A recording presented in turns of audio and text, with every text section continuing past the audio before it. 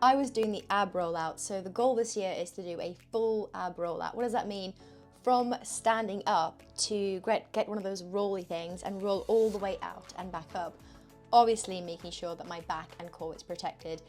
I was busy doing this. At the moment it's still assisted, so I was having the band around my waist and doing it, and I heard this. I'm so annoyed and frustrated at myself. I feel like I've let myself down and I just want to give up. And the next minute this was followed by a PT, her PT. So I was in the gym and her PT was saying, listen, you have come so far. Remember where you were only 8 weeks ago. And I was trying not to listen, but you know when you're like, okay, it was too loud to not hear it. And it was also too loud to, like, I was now interested by the conversation. I continued to listen, and then the PT turned around and said, Nika, can you share anything and give us some insight, as he knows that I work with females online and helping them optimize their hormones. So I listened for a bit, and instead of going straight into the solution based, because we know what the answer is, however, when you do feel and you allow the scale weight to dictate your progress, or you allow that scale to determine exactly who you are and how you should feel for the rest of the day, I actually took a moment. I could see the frustration in her face. I could see she was peed off. She was just really annoyed. She was almost like, what's the point even being here today? And if you resonate with this, comment below and let me know. And I actually said to her, I totally resonate with what you're saying. I'm currently on day 3 of my period, so I'm feeling a little bit heavier than I would. And I jumped on the scale this morning because I weigh myself every week to track, not to be obsessed with it. And there's the key difference there. And I said, it's the heaviest I've ever been. And I said, am I gonna lie to you now and say, yeah, I was totally fine about it? When the initial thought was, what? How have I gone up? And then I had to catch myself. And this is the key thing with having a coach, but also helping and making sure that your brain and your thoughts are not taking over the rest of your day. I thought to myself, okay, I am heaviest I've been. If I just focus on that number alone, what is going to happen? What will happen is that I'll start to fixate on the number as opposed to the progress. So when I look back at the progress I've made, I'm like, that number on the scale doesn't define who I am. Do you ever let the scale weight influence you? Or have you ever been influenced by jumping on the scales and being like, are you kidding? I'm going to the gym, I'm eating almost nothing. Why on earth am I putting on weight? And if you resonate with this, send me a message or just comment below. I'd love to know. I resonated with this lady in the gym. I didn't know who she was. And I said to her, the honest truth is to track more than just your weight. Look at photos. Every single week, take photos of yourself in your underwear, in your bikini, whatever it is, and create a folder, an album in your phone where you start to see how your body changes over time. After that, I also do measurements, so taking measurements of key areas of your body. And the third thing is, yes, take weight, just to see where you're at. The biggest, not issue, but the variable when it comes to weight, especially for females, and I'm resonating with females out there, is hormone fluctuations, water retention. Depending on where we are in our menstrual cycle, if we still have a menstrual cycle, this can also affect how our body keeps hold of different foods or removes certain foods. So it's so many variables that we need to consider, which is why allowing the weight as a sole measurement of progress, in my opinion, is very dangerous. I was speaking with one of my lovely clients, and I'm obviously going to keep the name confidential. She is 44 years old, a mum of 2, has a full-time job. Before I met her, we've been working together 4 months now. Before I met her, she was someone who would do 5K runs, maybe 2 or 3 times a week. She was going to the gym, doing all the cardio classes, and she was like, I'm frustrated because I've got these wobbly bits around my arms, you know, we call them like hello tunny arms in South Africa, and around my glutes I feel like I'm just wobbly. She said it's really uncomfortable because some of my kids are coming up to me and actually like playing and hitting my wobbly bits, and I don't like it, I hate it. So we've been working together 4 months now. And again, through the progress that I've just showed you and how we track, she was saying to me, I can visibly see the difference in my body, especially compared to when I first started to where I am now. Not only that, her weights have gone up so much in the gym. She is now even going to the gym, which was something that for her was quite vulnerable, because she said, I feel uncomfortable and I feel very like people are watching me in the gym. Like, it makes me feel like I'm not good enough to be in the gym. When I'm looking around and people are just doing their PBs or they look so confident, that I'm feeling like I shouldn't be there. So the fact that she's even going to the gym now 2-3 days a week consistently and training with a purpose is a huge win as well. She said to me, the other things that really have helped working with True Self Mastery is her anxiety. So being 44, she's going through the perimenopause. Perimenopause has an array of different symptoms, and it's very much dependent on your current lifestyle, your previous traumas, and also your previous menstrual cycle. So there's so many factors to consider. For her personally, anxiety was through the roof. So wake up in the morning and just feeling anxious, or walking into the office with colleagues and being like, I'm sweating, I'm feeling uncomfortable, why is this happening? She would struggle with at night time going to sleep, but then also waking up at night sweating. Again, all of these symptoms that are in alignment with someone going through perimenopause. We looked at her diet for starters. She's now eating 3 meals a day, which she was like, Nika, I've never used to eat 3 meals a day. I used to skip meals and starve myself and punish myself because I thought that eating was not a good thing and that I would almost feel guilty when I would overeat. So she's said the change in her daily habits is astounding and she's really, really happy.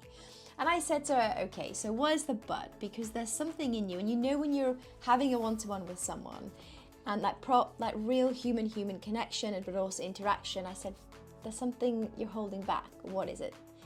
And she said, she took a deep breath and went, I really want to stop eating chocolate. And I was like, okay, that's absolutely fine. That's your goal. We will work on it together. And I said, do you mind if I ask you why? Because most people, and if you're sat there going, if I can lose weight and be in the best shape of my life and still eat chocolate, sign me up. And if you want to know more, please do comment below or send me a message. And I said to her, but you do realize you can eat chocolate every day. And again, this is for her because I know her lifestyle, I know how much exercise she does, I know where she is in her menstrual cycle, I know what she's going through in her life. This is not generic advice for you to start eating chocolate every day. And we eat also the chocolate that are free from seed oils and that is sourced optimally so that it's not full of all these chemicals.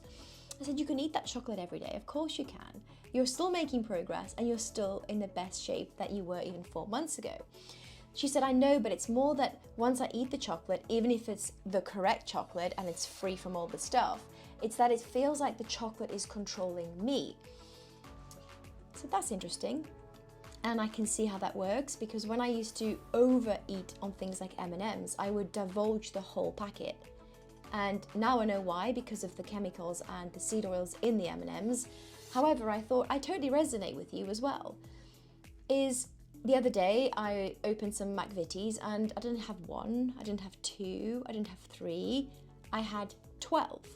The Nika of a year, even 2-3 years ago, would have self-sabotaged by not having any food, punishing myself in the gym. And it's that growth and reflection to be like, okay, you've come this far, you can have the biscuits if you want the biscuits. Do you know what I mean? It's not this mindset of restriction and punishment is actually the elephant in the room. And this is where we got onto the conversation because I then said, okay, so where are you currently at now with your body? And she said, well, I can visibly see the difference, but I still want more. I want to be more toned. And again, great question. I love it when my clients reflect and ask questions because that's how we really uncover the true reason, but also help you get to your results a lot quicker. Because a superficial answer of just, I want to lose 10 pounds is okay, great. But once you've reached the 10 pounds and you're still not happy, why? And that's that question that I love asking is why? So I said to her, okay, so why are you not happy? And she said, well, I don't think I'll ever be happy because I want perfection. Great question, great statement. I said, right, so what is perfection? And if you're sat there going, I resonate with this, ask yourself, why? What is perfection to you? Because I'm sure if you asked one of your friends or someone who you admire and said, oh, I don't like this, I love your body, they would say, are you kidding me? Look at your body. I would do anything to have your body. If you again resonate with this, comment below, because this is totally part of, I want to say, most females I talk to and work with, and also from me myself, I've also had these thoughts. So she said, yeah, I don't think I'll ever be happy. And I said, well, this is interesting, because what are we working towards then? You've achieved so much strength in your glutes. You are a lot more toned, if you want to say that word. You're clearly, the anxiety is reduced, the stress, ability to manage stress has improved. So what are we working towards now? And this is where the real magic of coaching happens. And this is where the real truth behind our behaviors comes out. And most of it is linked to childhood. Most of it is linked to these behaviors and patterns that are not ours initially, but that we've grown up to see and witness and listen, which then we adopt and we think that's part of who we are. I'll give you an example. So for me, it was all about having a flat belly. And if I ever feel myself going down those moments of self-sabotaging, the first thing I do will look at my belly. It's something, and I know why, comes from my childhood. When I was younger, it would always be a case of randomly walking into my mum and her friends talking about dieting. She would be on some apple diet, the apple a day diet, the leaf diet, the keto diet, the cutting out everything meat diet, whatever it is, it was always something she was trying. And I remember one day coming back from school and I walked upstairs and her and her friend were laughing, and I went into the sitting room and they were laid down on the floor wrapped in cling film. You heard that right. I walked in and thought, what are you doing? And they were laughing and we all made a big joke about it. And it was something to do with cling film and having a tighter belly. Obviously, absolute nonsense. However, as a child, you're growing up around this. It's not my mum's fault. It's not my mum's friend's fault. It's just the way that society has almost installed these thoughts and these beliefs that having a flat belly means that you are well, or you must be well if you have a flat belly, or you must be thriving and happy within yourself if you have a flat belly. Totally disillusioned. The point I'm trying to make is these conditioned beliefs when we ask ourselves. So when I asked my client, where does this come from? She said, I love those moments. You know, when people are really thinking, because I'm like, yes, this is the truth's coming out and this is how the progress happens. She said, when I was younger, my mum used to skip meals. She would sometimes purposely not have dinner with us because she didn't want to eat and consume all the calories. She would also then secretly eat. So she would come in sometimes, this is her as a child, would come into the kitchen and mum would be like stuffing her mouth with food and then turn her back on her and say, don't watch, you know, just go out. So it's these behaviors that she saw and she witnessed. And guess what one of the triggers is? That when she overeats on chocolate, it's at night when everyone's watching TV, she goes into the kitchen and secretly eats the chocolate. Now, isn't that fascinating? That was totally learned from her as a child, and she's brought up, or she's grown up with that condition and that belief, and she's now 44 years old. The beauty about this is that the change can happen, because the first step, number one, is awareness. So when we reflect and we ask ourselves, where does that behavior come from? Why do I feel like I hate myself? Like I can't look at myself when I eat chocolate, or I feel guilty? Ask yourself why. That's step one, that's awareness. Step two is the recognition that, oh wow, well, my mum did that. I witnessed that as a child, so I thought, and I adopted that belief that that was the truth. And number three is the rewiring and the reprogramming. And that does take work. That takes working with someone for accountability, but also being honest and vulnerable with your thoughts. A lot of us think that, okay, now, for example, me, I've shared with you that story about the cling film, is then to think to myself, well, I'll never have that thought again, because I know it's totally irrational and silly to think that if I wrap cling film around my body, that I will lose weight and I will have a lean, toned stomach. Okay, if you're laughing, definitely let me know and put a smiley face below. However, the belief as a child was my mother is trying everything to have a flat stomach. I adopted that pattern even today, and it's still in there. It's not going to go away. It's in my subconscious. However, I'm getting better and better, that 1% better, in recognizing that limiting belief and that self-sabotaging behavior, which overall means that when I jump on the scale and it does say I'm heavier, I can then catch myself a lot quicker so that I don't spiral out of that control, because you know that starving yourself is not the way to optimizing your health. And you know that when you skip meals, you're affecting your metabolic set point in a negative way. You are telling your body that food's not coming, so hold on to everything you've got, because we don't know when the next meal is coming. The biggest lesson I want to give you today is to ask why. Why am I triggered by the scale going up? If you're someone that is very new to your journey and you're saying, for a health reason, I have to lose a stone, or I have to lose a stone and a half, and you are overweight, I totally understand. The scale weight will matter to you and will matter to whichever practitioner you're working with. However, if you get, and when you get, because you will get there with the right plan, with the right coach, working with your body as opposed to a generic plan, if you want and need help with this, comment below, reach out. Once you've achieved that weight loss of a stone and a half, then what? Okay, then I want to strengthen up. All right, so we're going to go to the gym and we're going to do resistance training, and we're going to work with a plan. We're going to have a specific tailored plan progressing a specific tailored plan that is progressive to you getting stronger and stronger.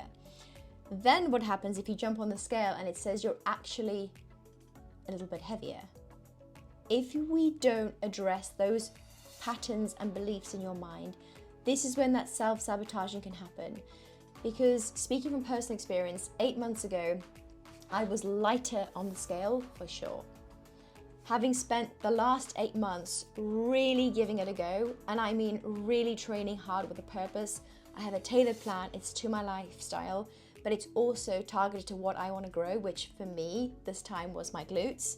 So I've been working on the glutes, really committed for the last 8 months. Before that, it's probably been the last year, however, really training with a purpose and progression. And the results speak for themselves. Like, my glutes have grown, the strength is amazing. I can tell within myself, my partner is saying it, like it's obvious. Even when I put my jeans on, like I can feel it. However, if I now jump on the scale, guess what? I'm heavier. I am heavier. That heaviness is muscle. That heaviness is a change in my body because I have changed my body. And this is where I personally have to keep reminding myself of the progress I've made, the reason I have actually put on weight, which is the muscle, but also the fact that my hormones have changed. I'm another year older, so I'm reaching my 40s closer and closer. My hormones will be changing. And learning to adapt to your lifestyle is the key to success, because you won't hit that button of why has it not worked before, and you won't hit that button of I'm just going to give up now because I've had one piece, I might as well have the entire piece. If you found this useful today, please give me a follow and subscribe. If you have any questions, just comment below.